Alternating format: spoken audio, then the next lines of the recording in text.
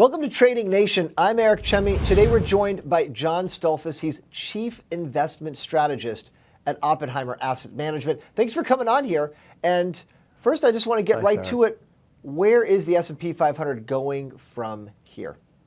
Well, we'd have to think from our viewpoint that the S&P 500 is liable to end the year higher, modestly higher from where it is right now, at the very least, as fundamentals continue to improve, both in the sense of the U.S. economy, the world economy, as well as we're seeing improved performance this year in terms of corporate revenues and earnings.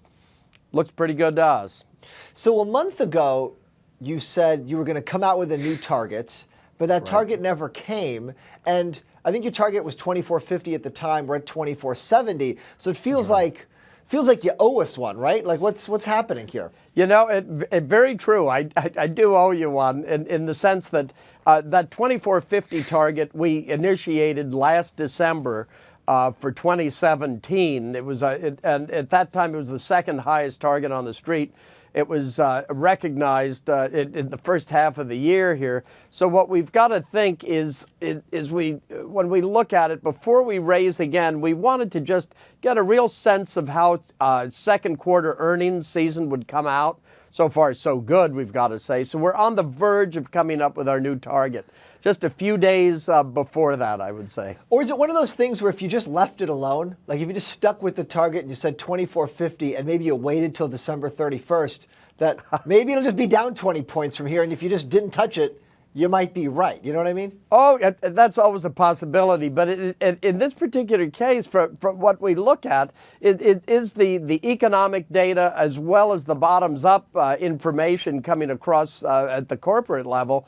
And we look at the consumer. Just in today's, the GDP numbers that came out readjusted, even though the annualized growth in the first half at 1.9% was below the 2.2% growth that we'd seen in prior years in the first half, the consumer was a better contributor to growth than had been expected. So that looked good to us. I want to ask a question. It's a little off topic, but it's related to the targets just because we were talking about it earlier.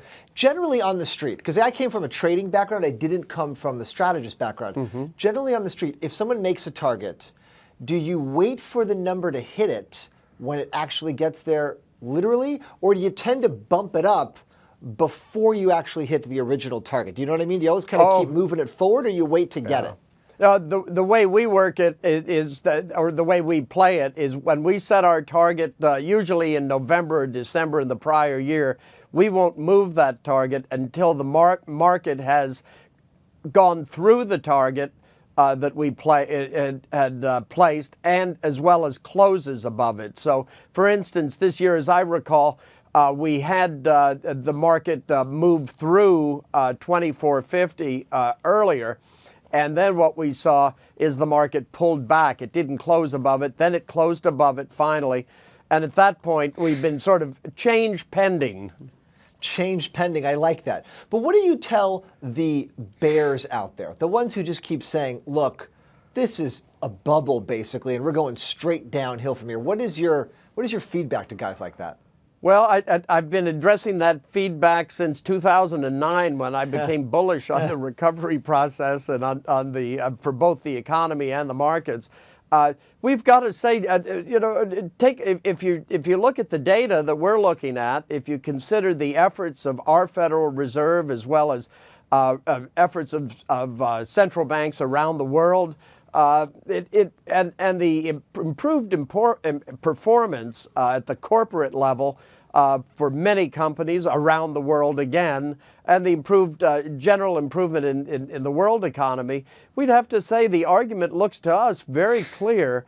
It's pro-bullish rather than pro-bearish.